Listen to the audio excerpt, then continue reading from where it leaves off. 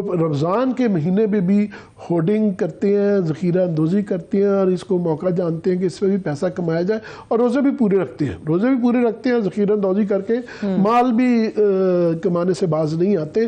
तो इससे ज़्यादा शर्मनाक क्या है। मगर ये जो लिस्ट अभी चल रही है कि जो महंगाई के लेवल है, प्याज किस सबसे ज़्यादा रेशियो जो है वो प्याज की नज़र आई है, उसके बाद टमाटर, प्याज, दालें, चावल, आटा, कोई चीज़ बचती ही नहीं है, कोई 25%, कोई 50%, 34 से 43। जय हिंद दोस्तों, मैं महेंद्र शर्मा स्वागत करता हूं वन वर्ल्ड हिंदी में आपका। उम्मीद करता हूं आप खुश और स्वस्थ है। दोस्तों आइए दिखाते हैं पाक मीडिया की एक और लेटेस्ट डिबेट, जिसमें कैसे डिस्कशन किया जा रहा है कि पाकिस्तान में जो अभी रमजान का महीना आने वाला है, उसमें सबसे पहले तो मार दी है पाकिस्तान की हुकूमत ने ही पाकिस्तानियों को, क्योंकि रमजान में जो अब महंगाई का जो बहरान पाकिस्तान में आने वाला है, उसका उस स्टोरम को रोकने के लिए पाकिस्तान की हुकूमत के पास कोई रोड मैप नहीं है। तो दूसरी तरफ कैसे इस रोड मैप में या कालाबाजारी करके जो पाकिस्तान के लोग हैं, जो पाकिस्तान के मुस्लिम है, जो रोजा रखने वाले हैं, वही लोग रोजा रखने वालों को ही लूट मार करने की कोशिश पे किए जा रहे हैं। क्योंकि सब ने जितने भी ये स्टॉक कर रखा है, उस चीज को महंगे दामों में बेच के रोजा रखेंगे, रोजा खोलेंगे। तो कैसे रमजान के महीने में भी इनकी जो दूषित मानसिकता है वो सीधी की सीधी सामने आई है। और महंगाई का जो बहरान 50% तक पाकिस्तान में जो चीजें रेट बढ़े हैं, उसका इलाज पाकिस्तान की हुकूमत के पास नहीं है। तो कैसे आज पाकिस्तान की आवाम ठगा हुआ महसूस कर रही है अपने आप को, क्योंकि ये खुद ठगने वाले हैं। तो दोस्तों देखिए डिबेट और कमेंट में अपनी प्रतिक्रिया जरूर दें। लास्ट में आपसे रिक्वेस्ट करूंगा, चैनल पे नए हैं तो चैनल को सबसे पहले सब्सक्राइब करें, लाइक शेयर कमेंट जरूर करें। दोस्तों जय हिंद, वंदे मातरम, भारत माता की जय। दोस्तों अल्फाज इबरत का निशान बना दिया जाएगा, ये वही करने की कोशिश की गई है। शुक्र है कि यह साथ खड़ी 1 महीने का वक्त दे दिया। नहीं हो आमिर साहब, कौम की नजरें थी कि IMF का जायजा मिशन पाकिस्तान आया है, को 8-9 दिन यहाँ पे रुक के गया है, तो देखते हैं कि पटारी में से क्या निकलेगा। तो मुज़ाकरात कामयाब हुए या नाकाम हुए, ये नहीं पता चल सका। ये तो कई दफ़ा दावे कर चुके हैं कि कामयाब हो गए नहीं हो गए, मगर अच्छी बात भी यही है और बुरी बात भी यही है कि इन्होंने तकरीबन बिल्कुल घुटने टेक दिए हैं। वो शुरू में जो मौला जट बने हुए थे सागडार साहब, बिल्कुल घुटने उन्होंने टेक दिए कि जनाब माई बाप जो आप कहते हैं हम सब कुछ करने के लिए तैयार हैं। तो क्योंकि हमारी लाइफ लाइन है, इससे IMF से नहीं मिलता, हमारे पास चॉइसेस नहीं रहेंगी। हमने इतनी लेट कर दिया है कि हम ना खुदा न खास्ता अगर ये नहीं होता तो हम श्रीलंका बनने से हमें बड़ा ही काम रोके, अल्लाह ना करे। अच्छा, बुरी खबर इसके अंदर ये है कि इसके नतीजे में जो आवाम के साथ होने जा रहा है वो उससे चीखें निकल जाएंगी। ऑलरेडी चीखें निकल गई हैं कि ये बिजली के जो रेट हैं, ये मताब अब्बासी साहब की भी स्टोरी है और भी अखबारात में इस तरह की मोरलेस आया हुआ है कि तकरीबन 8 रुपए का करीब जो है ना रुपए का जो ना पर यूनिट जो है वो बढ़ाया जाएगा किस्तों में जो है बिजली का रेट। और जो शुरू किया जाएगा वो पहले 3 रुपए 21 पैसे से शुरू किया जाएगा, आहिस्ता आहिस्ता बढ़ाया जाएगा, मगर अल्टीमेटली ये 8 रुपए और पर यूनिट बनेगा। तो आप अंदाज़ा लगा लें ये कहाँ पे बात जाके रुकेगी।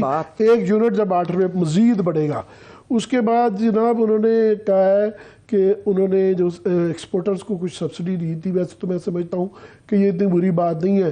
ये एक्सपोर्टर्स जो है ना सब्सिडियाँ एग्जेम्पशंस के ऊपर चल रहे हैं और डिलीवर नहीं करते हैं, तो ये बहुत ज़्यादा गरीब गुरबा पे वो डालने से ये भी अब डबल एज सोर्ड है ना कि अगर ना दें तो वो कहते हैं जी हमारी इंडस्ट्री नहीं चल रही और एक्सपोर्ट्स के बगैर हमारा गुजारा नहीं देता, और सब्सिडीज़ दें, इनको दें और गरीब आदमी को अगर ना दें तो उसका कोई रिलीफ, तो वो ज़्यादा बुरी बात है, क्योंकि उसमें करोड़ों अरबों करोड़ों लोग जो है ना वो मारे जाते हैं। और उसके अंदर बुरी खबर ये है कि इन्होंने जो किसान पैकेज का जो था ना 14 अरब रुपया, हाँ जी, वो भी उसको भी ख़त्म करने जा रहे हैं। मतलब वो जो वादे किए हुए थे बड़े, ये वैसे इमरान खान के ज़माने में किसान पैकेज था, इनको इतना खुशी होंगी कि ये ख़त्म कर दिया गया। और उनके लिए जो था कि इतने पैकेज रिलीफ देना था वो उसके 14 अरब रुपए के करीब बताया जा रहा है। तो ये इससे ये है कि ओवरऑल जो महंगाई की अब सूरत हाल है, ये मेरा प्रोड्यूसर साहब नीचे दिखा सकेंगे दरमियान में जो लिस्टें कि इन पेट्रोल की महंगाई, बिजली की महंगाई और उसके बाद गैस की महंगाई, लोड शेडिंग के अलावा तमाम जो प्राइसेस हैं, आगे रमज़ान आ रहा है। अब देखिए रमज़ान में पूरी दुनिया में एक दुकानदारों में भी कंपैशन आता है, पूरे मुआशरे में कंपैशन आता है कि आप देखिए इटली में लोगों ने अपनी दुकानें कहा जी जिस जिसको जरूरत है मुफ्त ले जाए। आमिर साहब, हमारे हमसाया मुल्क में हमसे बेहतर हालात नजर आते हैं। हमें बड़ा फख्र है कि हमारे एक पाकिस्तानी भाई ने $30 मिलियन जो है एनोनिमसली बगैर अपना शनाख्त बताए जो है ना दे दिए हैं। तो ये स्पिरिट होती है। सैलाब के अंदर मैं जो भी कहूँ कि बहुत बड़ी मुसीबत थी और उसके अंदर कौम खड़ी हुई थी, गवर्नमेंटें नहीं खड़ी हुई थी, पर लोग पहुँचे, बहुत बहुत दूर से पहुँचे, लोगों ने एफर्ट किया। तो मगर अभी ये जो रमज़ान के महीने में भी होर्डिंग करते हैं, ज़ख़ीरा अंदोज़ी करते हैं और इसको मौका जानते हैं कि इसमें भी पैसा कमाया जाए, और रोज़े भी पूरे रखते हैं, ज़ख़ीरा अंदोज़ी करके माल भी कमाने से बाज नहीं आते। तो इससे ज़्यादा शर्मनाक क्या है। मगर ये जो लिस्ट अभी चल रही है कि जो महंगाई के लेवल है, प्याज किस सबसे ज़्यादा रेशियो जो है वो प्याज की नज़र आई है, उसके बाद टमाटर, प्याज, दालें, चावल, आटा, कोई चीज़ बचती ही नहीं है। कोई 25%, कोई 50%, 34 से 43%, कोई नहीं, कुछ चीज़ों की प्रोडक्ट तो 600, मेरे ख्याल प्याज जो है वो गलबन 500% से ज़्यादा आगे क्रॉस कर गया है, क्योंकि एलसी खुलने की टाइम नहीं थी, वहाँ पे जहाज़ खड़े रहे और आधे से ज़्यादा प्याज तबाह हो गया। क्योंकि जो पेरिशेबल आइटम्स होती हैं इनको अगर ज़्यादा देर समुद्र में खड़ा किया जाए, ना लाया जाए, एलसीज खोलने के पैसे नहीं थे, तो वो ख़राब हो जाती हैं, के काबिल नहीं रहती है। तो ये बस वो है। बहरहाल अभी तक भी ये नहीं पता कि कहा जा रहा है कि शायद क्योंकि मानने के लिए तैयार हैं, पर मज़ीद क्या शराइत है। और जो टैक्सेस का कहा जा रहा है कि वो 200 अरब से लेके 800 अरब तक के फिगर्स आ रहे हैं, जो कि हमें लगाने ऑलरेडी दबी हुए पाकिस्तानी होने जा रहे हैं। अच्छी खबर ये है कि इस मायूसी के दौर में एक सिल्वर लाइनिंग्स होती हैं, अच्छे लोग हर जगह होते हैं, मिल जाते तो हमारे 2-3 स्टोरियां जो बड़ी स्टोरियां थी जिसपे उनमें सब में टेकअप किया गया है, लोग खड़े हुए हैं शहर में। लोगों में सबसे बड़ा एक तो ये ना ग्रैंड हायट होटल, उनकी 17 अरब रुपया जो उन्होंने देना था वो उनकी थी कि अगर आपने 31 दिसंबर तक नहीं दी तो कैंसिल हो जाएगा। सीडीए ने पहले ही एप्लीकेशन दी हुई कि इसको कैंसिल किया जाए, क्योंकि ये पैसे नहीं दे पाए, क्योंकि अब महीने से भी ज़्यादा अरसा हो गया। आज वो पब्लिक अकाउंट कमेटी ने वो नैब को भेज दिया कि इनकी ज़रा पूरी तफ्तीश की जाए। और दूसरा जो है उसके मतलब ज़्यादा तफसील बाद में बताएंगे जो हम ये कर रहे हैं ऑक्शन के ऊपर।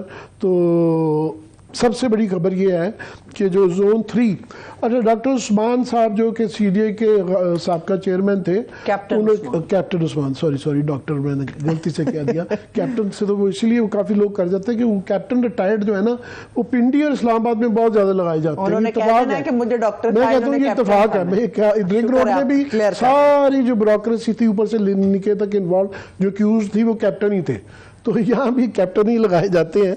तो वो उनमें वो उन्होंने बहुत ज़्यादा शोर मचाया कि हमने जी ऑक्शंस की बात की और हमें धमकियाँ भी दी, उसका भी जवाब इंशाल्लाह देंगे। तो वो जोन 3 की बात नहीं की किसी ने। जोन 3 की हमारी वो स्टोरी है, कंसिस्टेंटली कई स्टोरीज कर चुके हुए हैं कि ये आप मारगला का नेशनल पार्क का जो एरिया है इसका 50% आप कंस्ट्रक्शन कमर्शियल और हाउसिंग प्रोजेक्ट्स के लिए नहीं दे सकते जब बाज़िदान देने चाह रहे हैं। वैसे मुझे आज सीडीए की तरफ से ये इतला आई है कि वो कह रहे हैं हम सोच विचार कर रहे हैं जो आपकी रिजर्वेशन हैं उसके ऊपर सारों पे गौर कर रहे हैं। मगर आज उनके अपने कहते हैं ना विसल ब्लोअर, तो एक विसल ब्लोअर जो है ना वहाँ खड़े हुए हैं इसके खिलाफ। उनका नाम है जी दानियाल हसन मेरा ख्याल। तो ये जो थे ये सीडीए के एडिशनल लीगल एडवाइज़र थे। तो उन्होंने कहा कि मुझे I announce my decision to quit representing. मैंने जी उन्होंने कहा जी मैंने सीडीए का जो ये वाली अपनी पोस्ट थी एडिशनल लीगल एडवाइज़र की और वकील थे डिप्टी कमिश्नर सीडीए के भी, उनके दोनों से चीज़ों से ना मैंने छोड़ दिए ये दोनों। और वो इस वजह से था कि मैं हक की बात कर रहा था कि ये मैं इनके जो करने जा रहे थे उसके ख़िलाफ़ था। मुझे विक्टिमाइज़ किया जा रहा था कि ये जो ए ब्लॉक बना रहे हैं ना जोन 3 के अंदर जहाँ सीमेंट और सरिया लगाने जा रहे हैं, मैं उसके ख़िलाफ़ था। उन्होंने कहा जी ये जो है मैं वकील हूँ और मैं सुप्रीम कोर्ट और इस्लामाबाद हाई कोर्ट के बड़े क्लियर फैसले हैं जो हम भी कहते रहते हैं कि ये वायलेशन है, उसके बावजूद मैंने बताया ना इनको इतनी दिलेरी आ गई है कि परवाह ही नहीं किसी चीज़ की रही, क्योंकि अब खरबों के स्टेक्स है ना, अरबों खरबों के। तो उन्होंने कब इस चीज़ को कंफर्म किया है, उन्होंने कहा जी मैंने इसलिए क्योंकि इस्लामाबाद हाई कोर्ट बड़े क्लियर है इस चीज़ में, और ये मुझे इसलिए दुश्मनों का, ये ट्वीट्स हैं उनकी आप देख रहे हैं, मुझे दुश्मनों का वकील कहा दिया, क्योंकि मैं जो है वाइल्ड लाइफ बोर्ड जो है, हमने कोशिश की थी कि वाइल्ड लाइफ बोर्ड और EPA और CDA मिलकर करें, क्योंकि ये एक काम है एनवायरनमेंट का, सबको मिलकर करना चाहिए। तो मैं क्योंकि उनकी साइड ले रहा था, तो मुझे उन्होंने कहा ये तो दुश्मनों का वकील है, मुझे विक्टिमाइज किया जा रहा था।